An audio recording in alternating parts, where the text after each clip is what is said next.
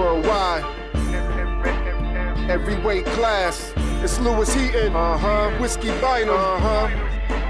It's the Boxing Rush Hour Show, hosted by Abraham Gonzalez. You know what you came for? Yes, indeed. This where you come to get your info. Listen up. Other shows throwing the towel. It's the Boxing Rush Hour Show. Let's go. In the ring we throw hands, octagon elbows. Analytical, critical commentary is necessary. A bevy of opinions, we heavy on the winning. This podcast is to break down the pay-per-view. For boxing purists, you'll let this man through. We rise right, surprise sight at the prize fight. Hands taped up and gloves tied tight. Ring the bell, want some, get some. Let the chips pour where they may. Work the George from. All right. Thank you for tuning in to the Boxing Rush Hour Show. I have some exciting news. I'm thrilled to announce my partnership with BetStamp and Sign Up Expert, opening up an incredible opportunity for you to join some of my favorite sports books. With the packed boxing schedule coming up, there's no better time than now to get started. Head over to my dedicated page at signupexpert.com/fightsatw to explore a selection of sports books tailored to your region, each with unique offerings. If you're ready to take your sports betting to the next level and show some love for my brand, I highly recommend signing up for your next sports book through my Sign Up Expert link. You can easily find it in the description below. Hey, Oscar, how's it going? Go ahead. How's it going, Ram? Hey, it's good seeing you again. Just trying to figure out how's life been for you since March? Life's good. Honestly, I can't complain. I thank the Lord every single day. Once we wake up, family's good, kids are good. I feel healthy. Got my two hands. I can still go to the gym. I can still run. I feel blessed every single day. Yes,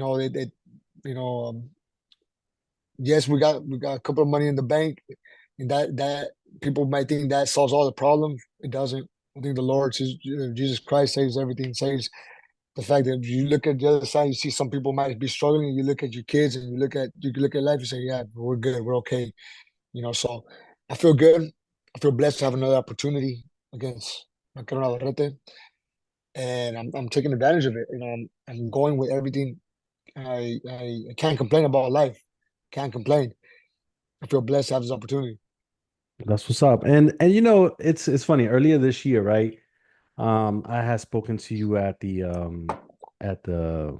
Senicia Yucca Valley press conference, right? And when we spoke, you didn't feel like you were 33, and that you incorporated meditation, because when you hear people cheering, you want to give them what they want.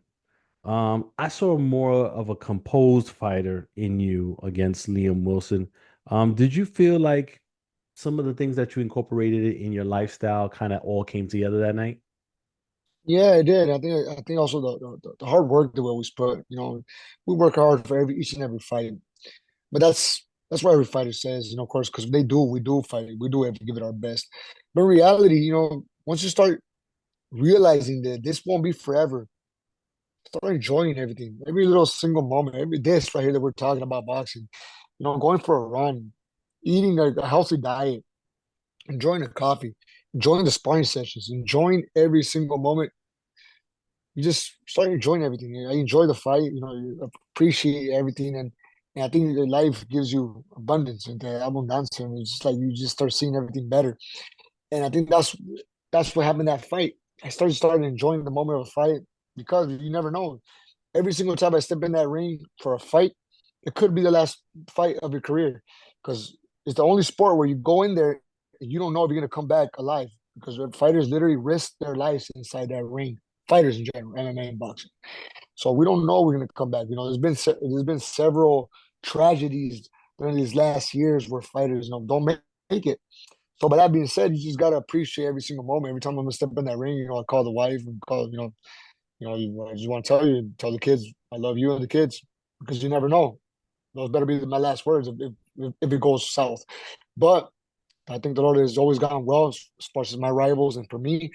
And that's that mindset that we go into it. And my fight with Liam Wilson, we're just a happy moment that we won the fight and that we got another ticket for another opportunity for another fight, especially for a world title fight like this one.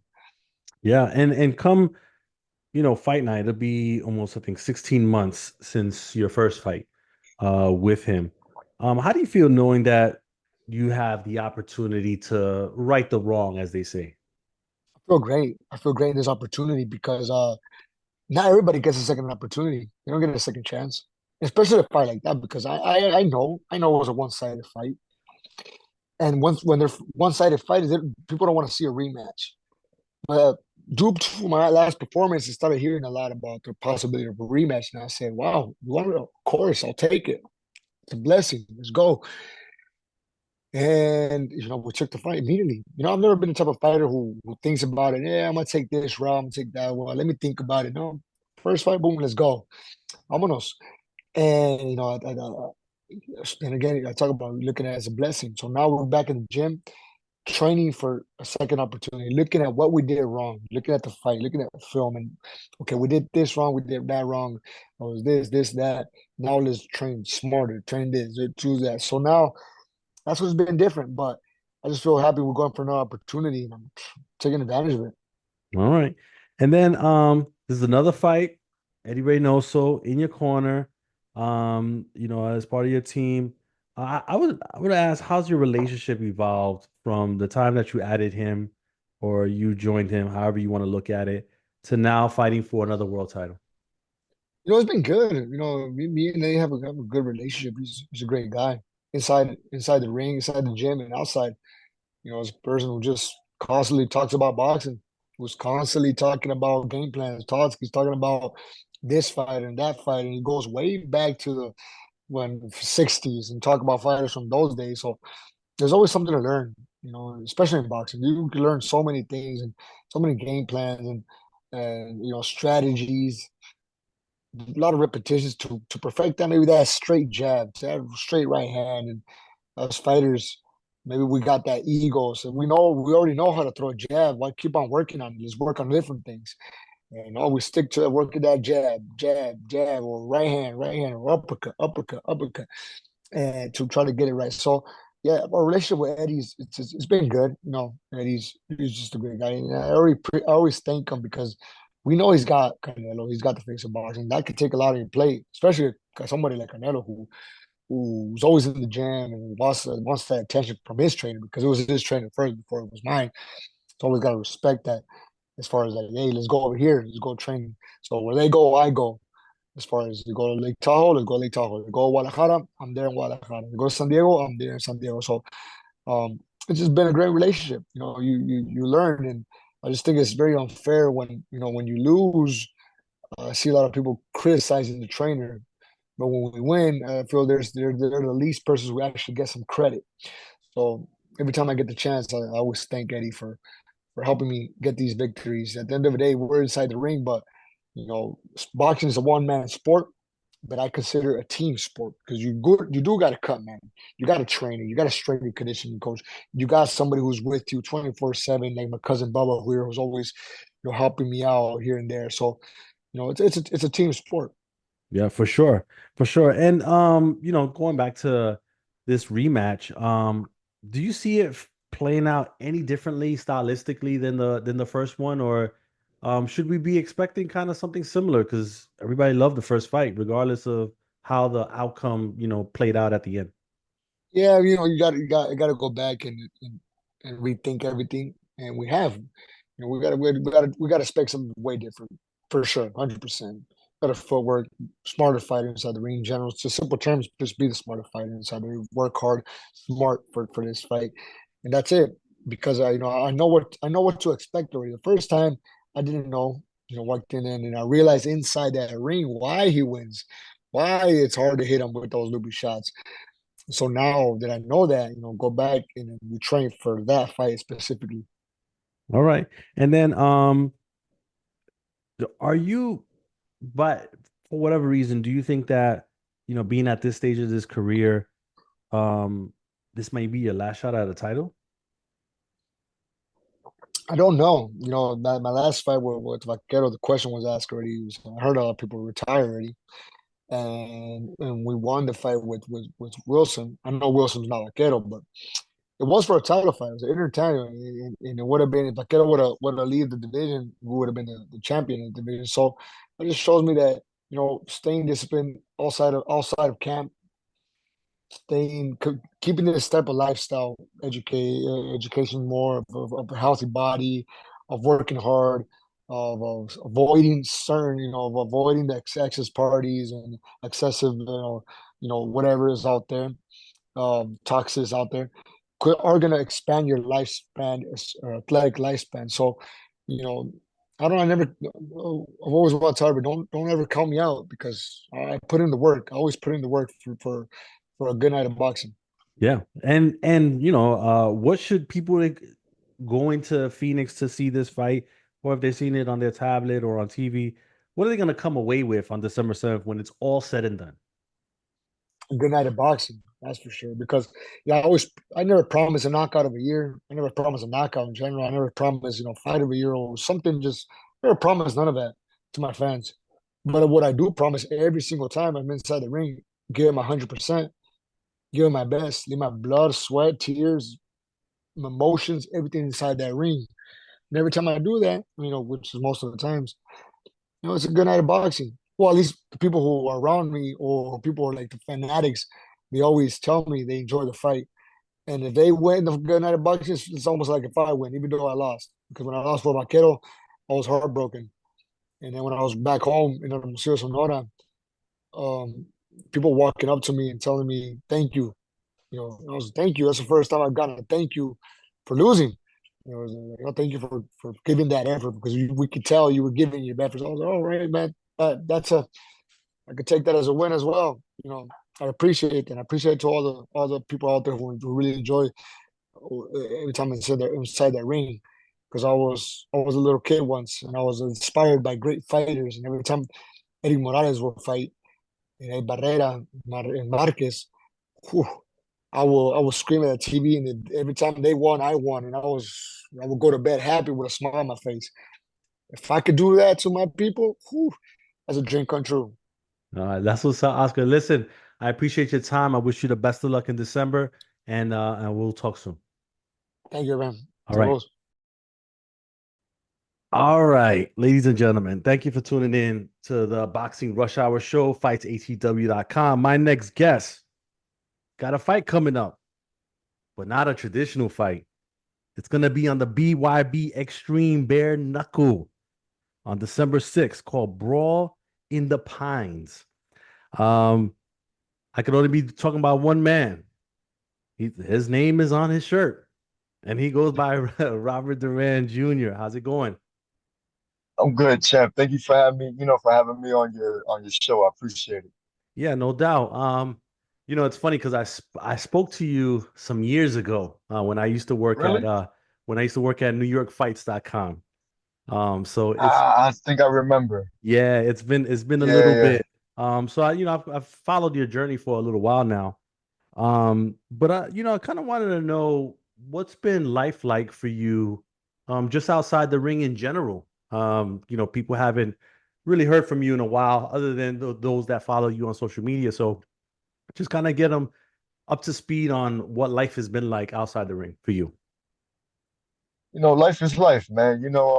Working, taking care of my kids, making sure I'm good, making sure I'm able to get to the gym, just regular basic things that, us normal people go through, Yeah, like if you said you've been following me for a while, I don't really do too much on the social media. I'm not really out there like that.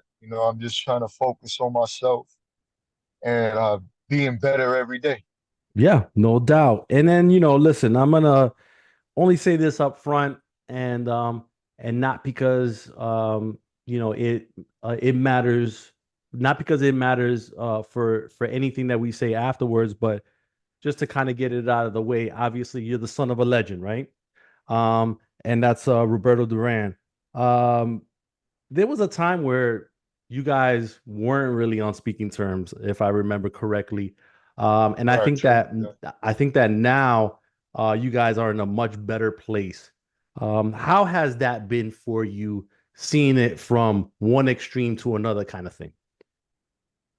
it's like I tell everybody, me and my father were very, very distant. I didn't grow up with him. But thanks to my older brother, Robin, shout out to my brother Robin. He kind of plugged us back in, and that really took a toll on me mentally, you know, because it's a good thing. At the end of the day, I don't hold no grudges against my pops. I don't hold anything against my father. You know what I mean? Because I know how it is. I'm a grown man. I don't shed tears, but ever since me and my pops rekindled, man, it's just been like how do you say it? Like a fresh breath air.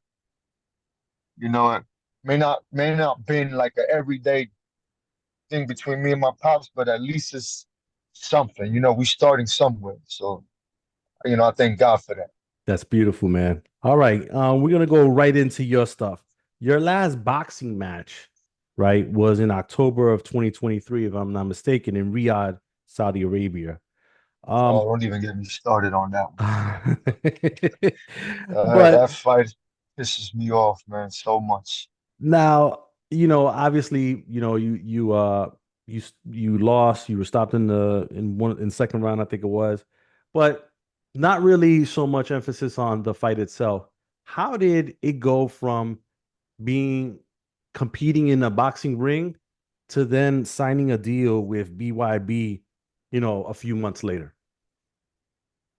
So how that played out after that fight, there was a lot of, I don't really want to curse, but there was a lot of shady things going on the build up to that fight. That was a fight that was in my hands that I could have easily won. Things happen, it happened already. But to elaborate a little bit on that is that I had a chance in my hands and it was taken away from me. I didn't get the opportunity to keep fighting, which I was good. It was a simple knockdown, and then the ref waved it off on some bullshit. Excuse my language, but that's just what it was. But it is what it is. So after that happened, I already seen that damn boxing is not what it used to be. It's a lot of politics, a lot of favoritism. So if you're not with these people, they can care less about you. You know what I mean? So ever since that incident, I'm like, you know what? It's time to look towards a different direction. And then I found my way to BYB. Okay. All right. And then you had your first fight, I think it was in May. So you signed the deal or they made the announcement in February. You had your first fight in May against Javon Wright, I believe it was. Right. Now I saw you've mentioned that, you've gotten into kind of bare knuckle fighting coming up, as a youngster and all that. But describe to me that first time when you were in the ring and you getting hit with a bare knuckle punch, vice a punch with a glove. Look, man, bare knuckle fighting is like if you grow up street fighting in the streets, there's no difference. You know, the only difference is in bare knuckle, there's no slamming, there's no elbows, there's nothing. It's just hands. In the streets, you got to watch out for everything else. You got to watch out for your mom throwing pots at you, your grandfather trying to run you over. You know what I'm saying? So I felt at home. I felt right back at home. It was one hell of and it was very exciting. Just to put it like that, man. It was everything I expected it to be. You know, everything I expected it to be. Okay. And then so now you have your third fight in 2024 coming up on December 6th against looks like Richie Palomino. How difficult or different, if anything, is it getting ready for a bare knuckle fight versus getting ready for a boxing match? Because I mean, people may not understand if there's a difference in the preparation for that. Like, how do you prepare for you getting hit bare knuckle unless you're in training camp getting hit bare knuckle? So, like, how does that necessarily work? To be honest with you, there's not really much of a difference. Really the only thing is that you would do a lot more to condition yourself for bare knuckle is conditioning your hands, you know, making them stronger. So like that when you, because you can break your hand at any time in bare knuckle. If you throw a wrong and incorrect punch, that could be it.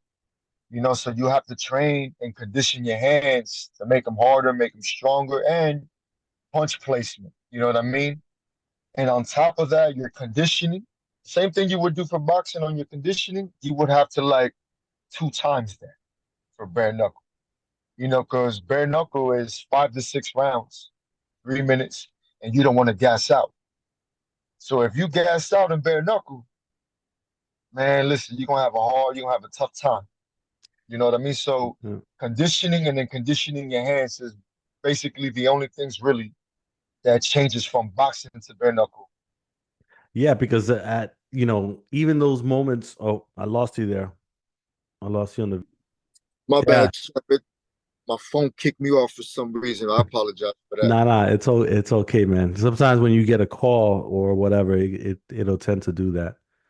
Um, no, what I was saying was that within boxing, and you know, there's those rounds or those moments where you're leaning and throwing little shots here and there, but you have gloves on.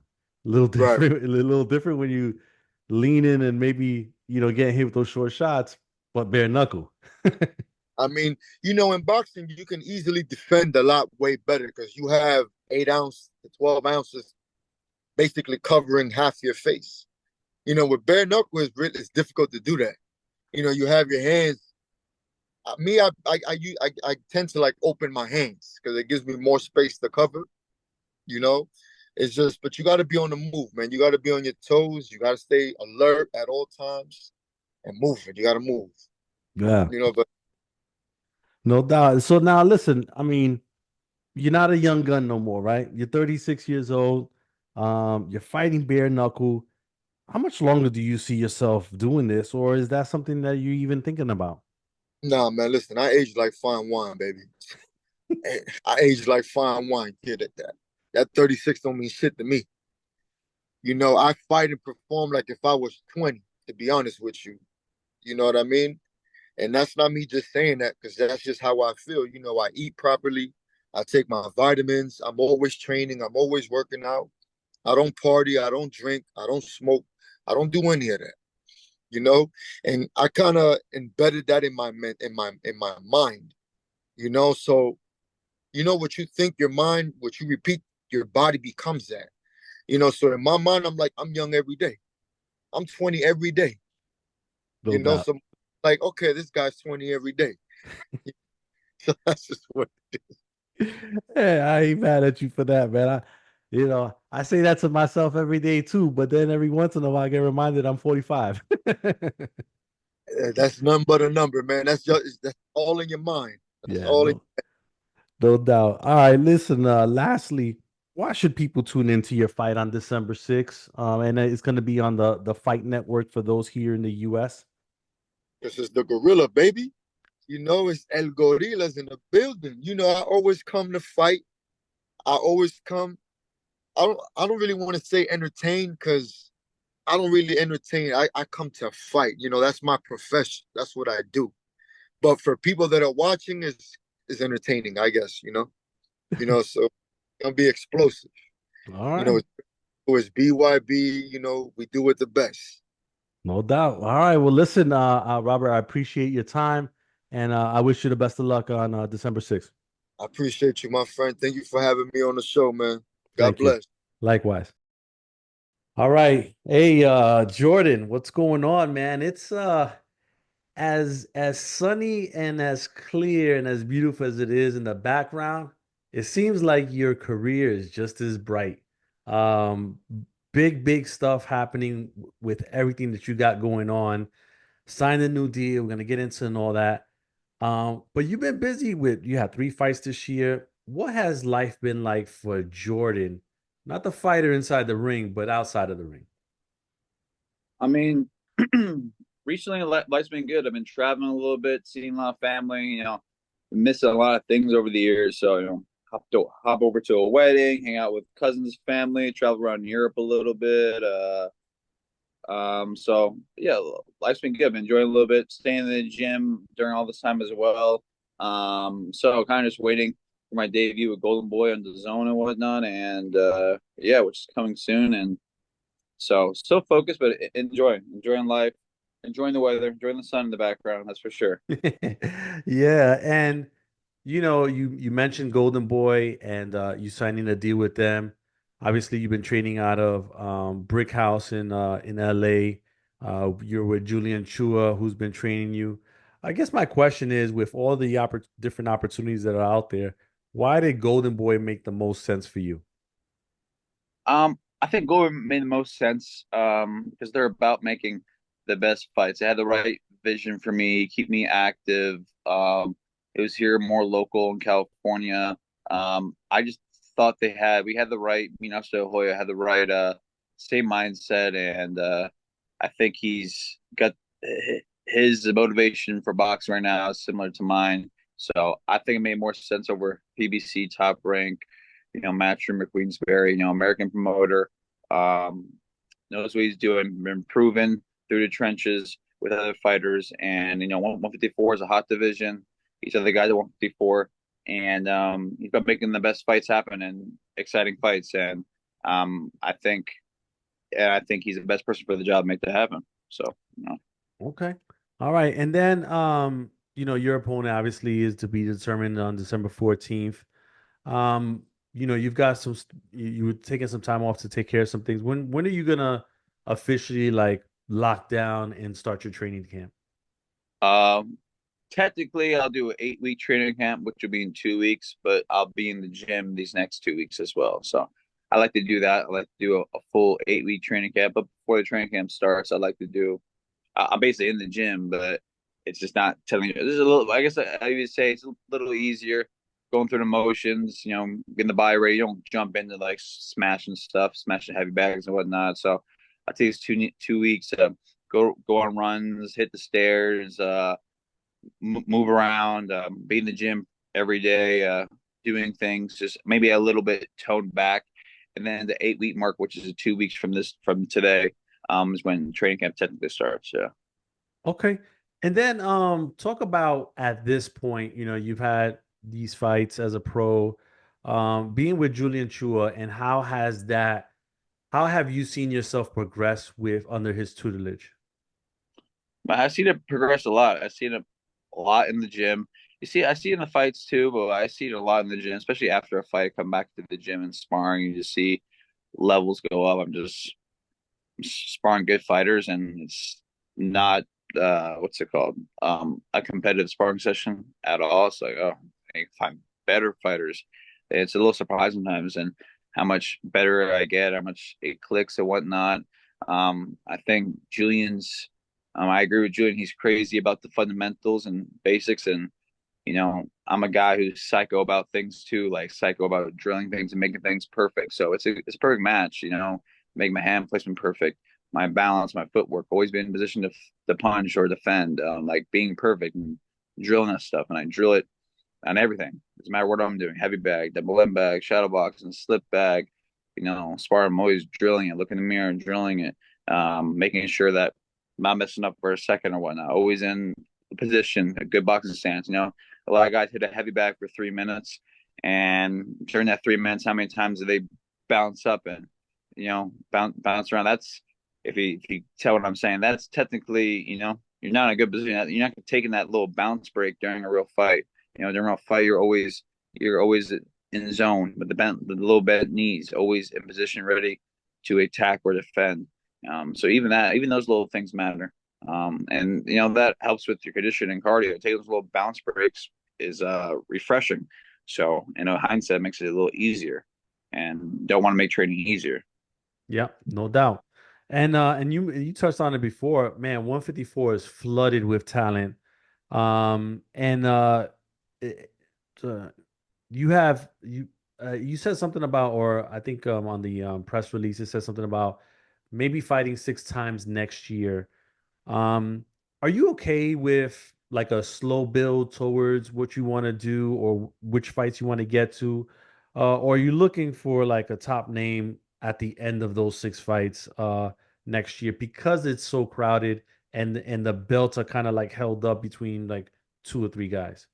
Yeah. Um, Next year, who knows if I get six, but I'll know I'll get at least four. If I get four or five, I'll be happy. That'll be very busy than any other fighters at this stage. Um, I see me fighting a lot of tough dudes next year. Do I get any of those names at the top? I don't know. That's really not for me to say. It doesn't really matter if I want it or not, because if I do want it, that doesn't make it happen. You know what I mean? Technically. So, but what I really do see, if it does happen the next year, great. But what I really do see is me fighting a lot of tough dudes, guys who are like entering that next level. Me putting on impressive, spectacular performances, dominating before what I've been doing, and then I definitely see me fighting for a world title and fighting. Once I fight one dude at the top in 2026, the door's open and I'll be fighting everybody. So that's what I really do see. I see next year me fighting a lot of tough dudes, big stages, bigger each time. Me putting on spectacular performances. 2026, me fighting for a world title and fighting every fight. I see me fighting an exciting guy or a guy who's known and guy. Yeah, so that's what I see. Now, let me ask you this. I mean, every fight is different in this sense, but do you have like a fighter in your mind that you say to yourself, when me and him finally meet, it's going to be a classic? Do you have one of those fighters in mind? Yeah, a couple of fighters I think I'll meet and I'll steamroll. I think are hyped up. And then I got fighters that I think will be a classic. I think me and Tim Tszyu will be a classic. I think me and Virgil Ortiz might be a classic as well. So those are two right at the top. Yeah. Yeah, nice. I, Okay. I respect both those guys. Those are two guys I don't dislike how they carry themselves and what I have met. I met Tim Tszyu, but I haven't met Virgil Ortiz. But I met Tim Tszyu, so I know him. So I didn't know dislike them how they carry themselves. They do the career. So I would say I don't like a lot of guys in boxing. So those are two of the few. Okay. All right. What should people know about you that they likely don't know about you that you'd want them to know? Well, they don't know. I want to know. It's crazy because you asked me that. Like, wait, what do people don't know? I guess because it's funny. People always I guess take from my girlfriend or other people. They always see my social media or see me at the gym and whatnot. Except the gym, I'm focused. I'm focused. I'm here to do business. I'm not here to play around and joke around. So I guess I see a certain type of Jordan, serious. Just I don't know. I can't even explain it. I guess the best person to explain it is someone who I'm talking about, my girlfriend or someone from the gym who only saw me at the gym, and then one time they hung on me outside the gym, and they have a different perspective of me. I guess the sense is that I'm not always serious, man. I'm a nice guy. I play around, I joke. I'm a kind of a wild dude. I like to do adrenaline rush, wild things. I'm a funny guy. I think that's what people say about me because when they see me in those in other areas, they're like, "Man, he's just always serious, stone cold, not smiles there."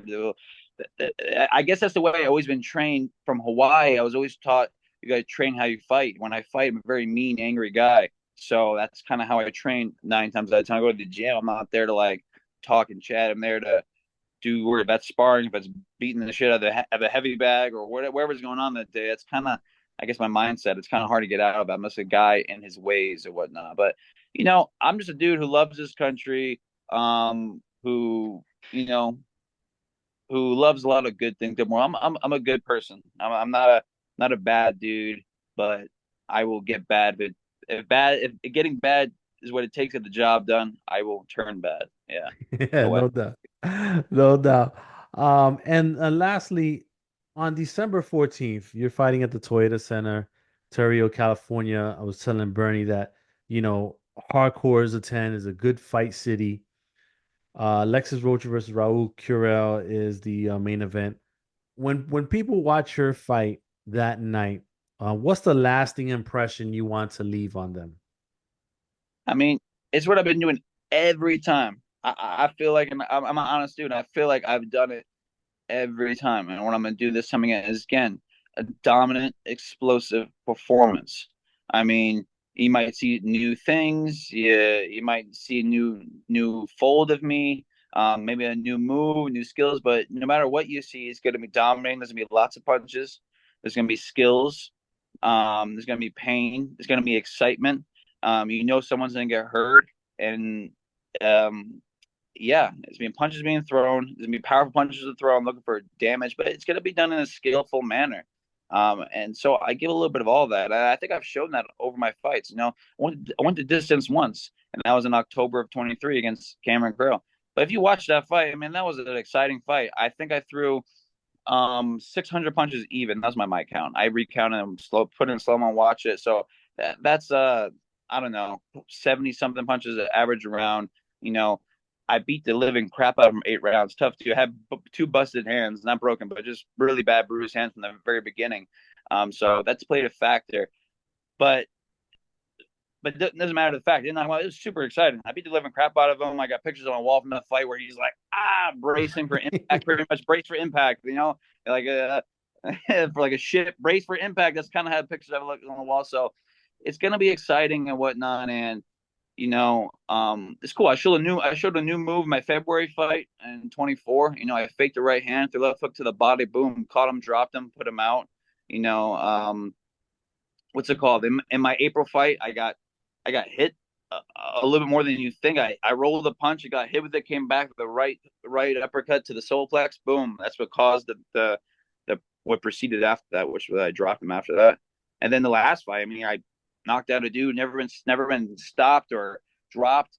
Went to distance with Sebastian Pandora and Troy Isley, and they didn't look that good against him, especially Troy Isley. They didn't look that good at all. I mean, you can argue that maybe Victor Tony won that fight. I mean, in my opinion. And he looked like chump change to me. I figured him out, and I whitewashed for them. One little short punch, boom, it's good night. So I have the power to end it with one punch, to have the excitement skills. I mean, that's what I'm saying. So that's what I'm going to do. December 14th in Ontario, I'm going to put on a show of skills and just a blistering performance. And it's going to be exciting. Red, white, and blue is going to be everywhere. I got the shorts. I got a special gloves coming for this fight. So I'm shoving red, white, and blue down your throat. If you like it, cool. If you don't like it, shit, I don't care. It's coming anyways. So be good.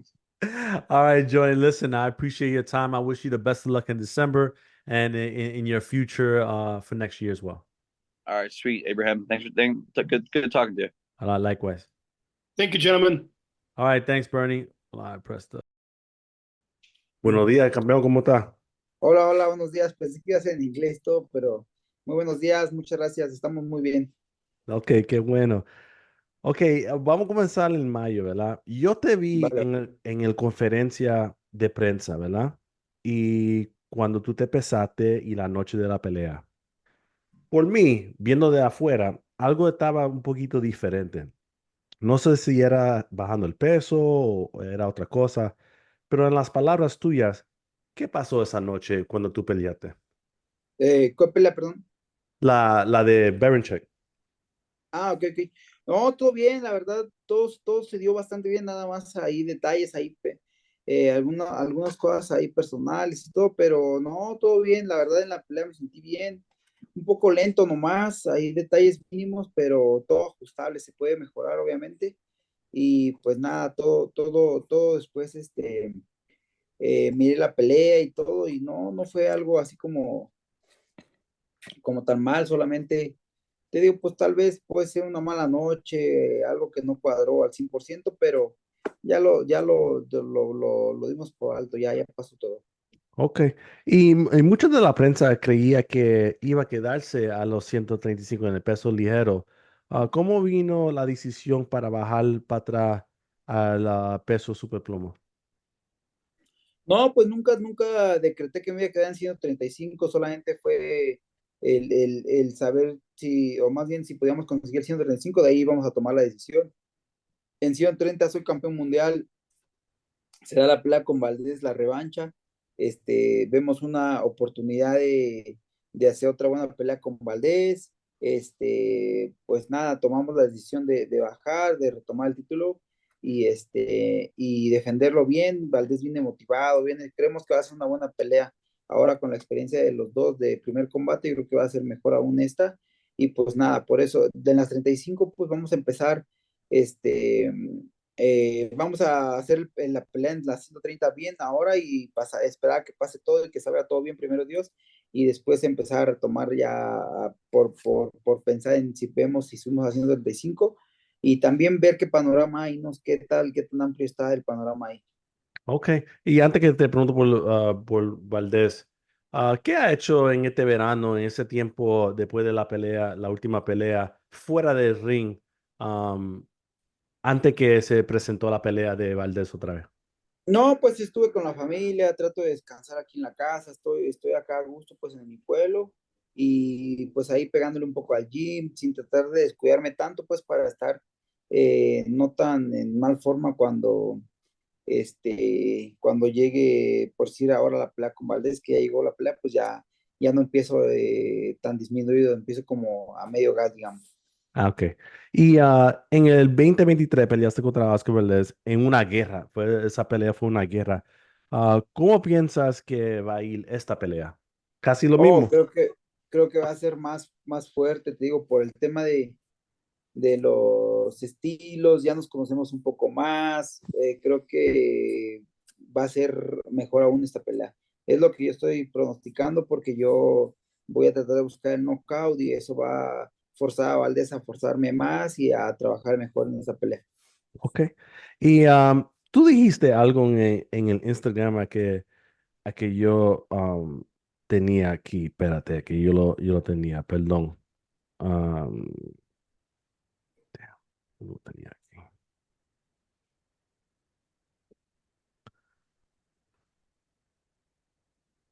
Espérate. Tú dijiste, ¿cuándo fue? Ay, perdón.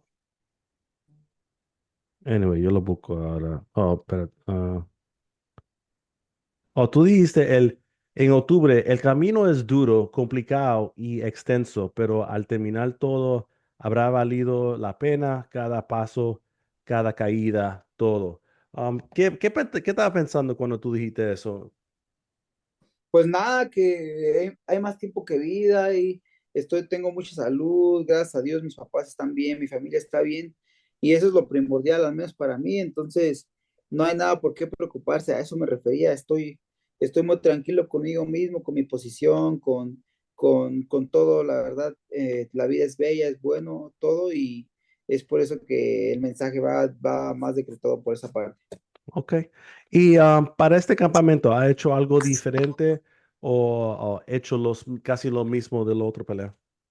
Oh, siempre trato de trabajar. Llevo muchos años ya boxeando y sé cómo hacer las cosas que me benefician y sé que me perjudican. Conozco muy bien mi cuerpo, conozco muy bien cómo desarrollar una preparación por la experiencia que ya tengo. Eso me ha hecho campeón del mundo en 3 divisiones y no me gusta cambiar tanto, solamente trato de entregarme totalmente en el campamento y si puedo hacerlo más y cada vez mejor lo hago. Eso es a lo que yo siempre me apego. Ok. ¿Y qué quiere decirle a los fanáticos que han dicho y creen que han visto el mejor del barquero ya?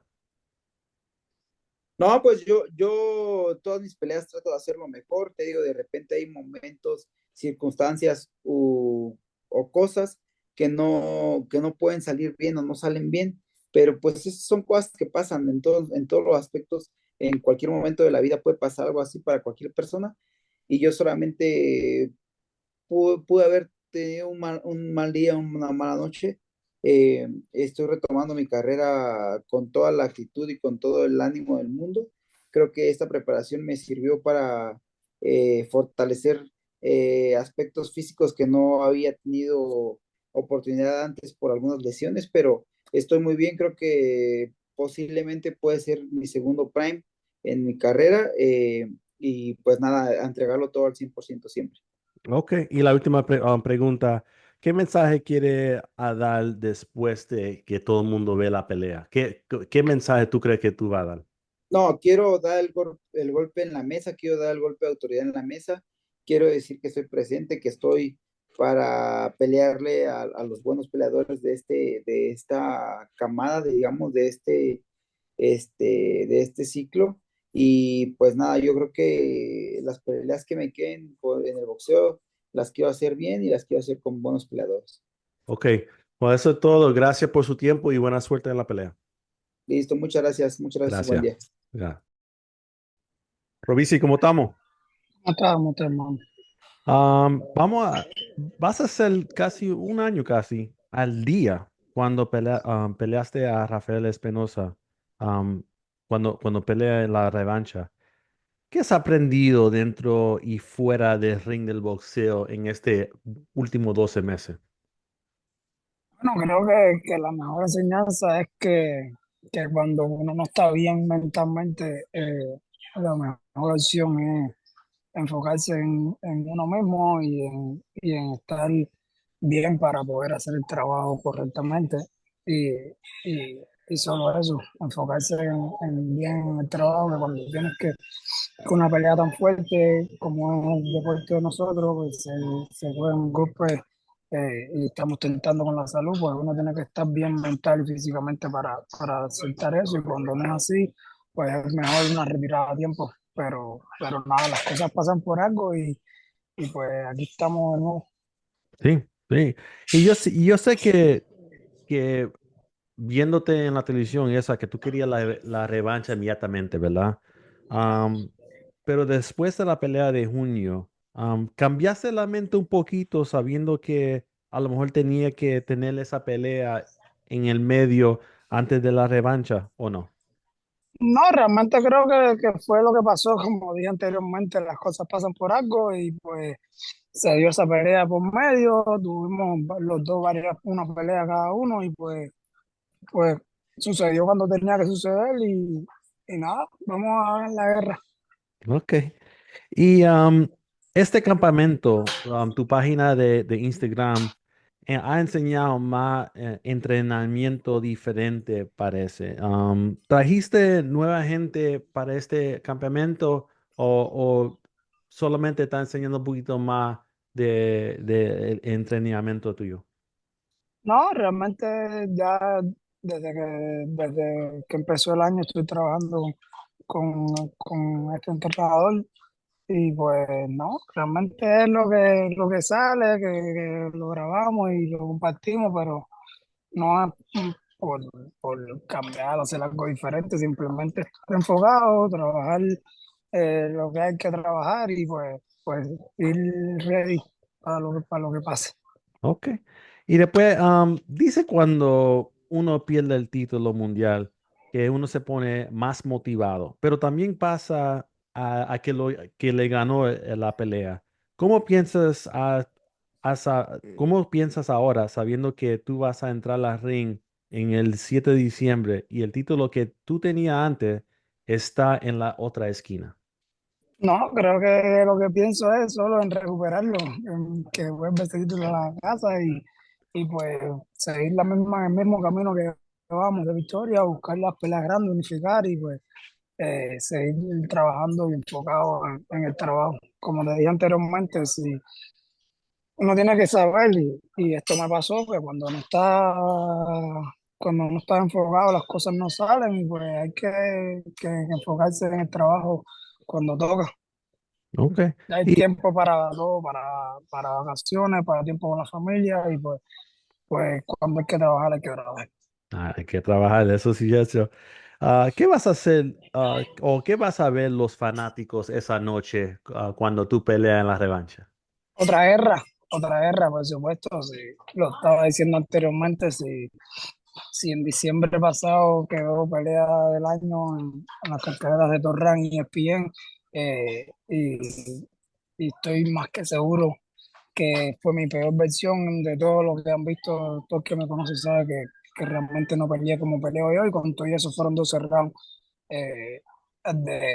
a huevo y pues esta vez que si estamos 100% enfocados, todo lo alrededor mío, gracias a Dios está bien y pues no hay nada que preocuparse, solo enfocarse en la pelea y que sí, que esperen la guerra y la mejor versión mía. Y tú hablaste, antes que de la última pregunta, tú has dicho ya en dos veces que ha sido una cuanta cosa redondo de ti, que no estaba muy bien. ¿Puede hablar de eso un poquito o no? Sí, claro, claro, realmente mi círculo familiar es bien pequeño a mediados de campamento de esa pelea, si mi padre se enfermó, yo no puedo regresar a Cuba por cuestiones políticas y todo lo que pasa en nuestro país. Al enfermarse, sabemos que los hospitales en Cuba están en pésimas condiciones, que no hay medicina, que no hay nada. Yo no puedo regresar a Cuba, lo primero que pasa por la cabeza es que perdiera a mi papá y no poder ni siquiera despedirme. Ya eso eh, es algo que atormenta y que saca de circulación. Y pues tuve un par de meses mal, los entrenamientos mal, sala incluso no me quería en el gimnasio porque yo llegaba y hacía las cosas mal. Cuando en aquel momento entrenaba con Debron, el asistente de Larry Wayne, que era mi preparador físico en ese entonces, tampoco quería entrenar con él, las carreras las hacía mal. En conclusión, no estaba 100% mentalmente puesto para lo que tenía que estar y pues no fue mi mejor noche y se notó en el físico los últimos rounds que ya yo terminé esa pelea a timbales, como dicen a huevo, como dicen los mexicanos y pues nada, creo que es una experiencia que eso se aprende y que ahora hay que hacer las cosas bien. Ok, y la última pregunta, ¿qué quiere decir a esas gentes que se quedaron contigo en las buenas y en las malas? Eso es súper importante para mí. Yo soy una persona que sé escoger las personas y, y rápido sé cuando las cosas están mal. Eh, por supuesto, súper agradecido con todos los fanáticos y todos los seguidores que aún están montados en el tren, que saben que simplemente fue una mala noche y que conmigo siempre pueden contar porque yo siempre arriba rindo y lo mejor de mí y que a los que se fueron, nada, que felicidades para ellos, que tarde o temprano regresarán. Ok, Robeisy, gracias por su tiempo y buena suerte en diciembre. No, gracias a usted. Ok. It's the Boxing Rush Hour Show.